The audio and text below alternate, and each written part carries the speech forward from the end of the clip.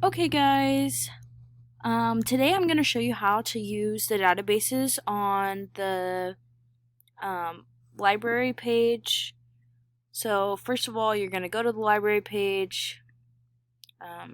If you don't know how to get there, basically you just type in JCKL Library UCM, and you'll get to this point. So first you're going to click on Browse Databases. And as you can see, there are a whole bunch of different databases. You can really search for anything on here. Like before, one of the examples was World War II, and we could search that and it would bring up something pretty similar to what we're looking for as far as resources. But today we're going to look at women in social movements in the United States. I really like this website because it goes into a lot of different details about things that you might need for essays or for research projects and stuff like that.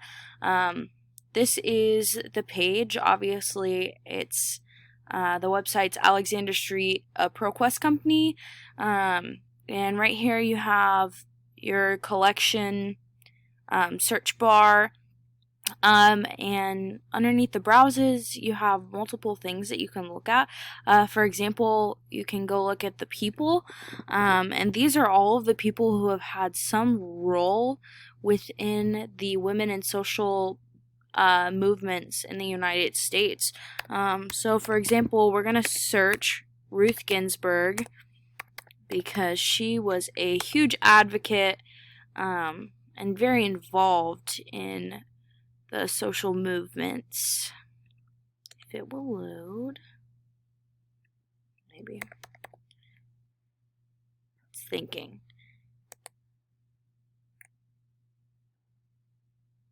There we go.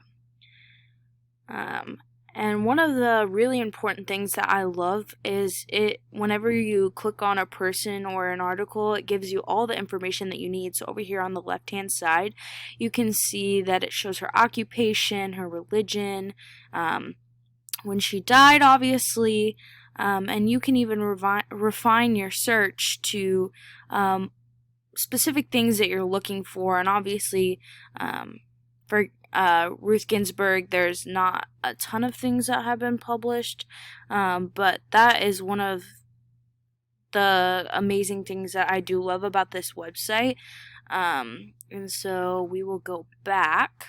And there's also many social movements that had happened in the United States. You even have a timeline here.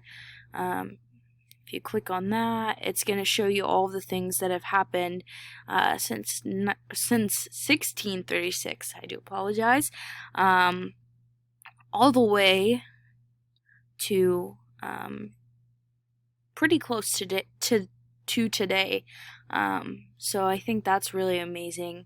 And it even gives you a little dictionary about what the women's suffrage movement is. And then if you click to the right, you also can see organizations that have really been impacted. I think this is a really, really strong database to use. As you can see, there's over 6,000 books and documents on here, an album, 15 tracks, and 181,000 pages. So this is a really strong resource if you're looking for information. Thank you.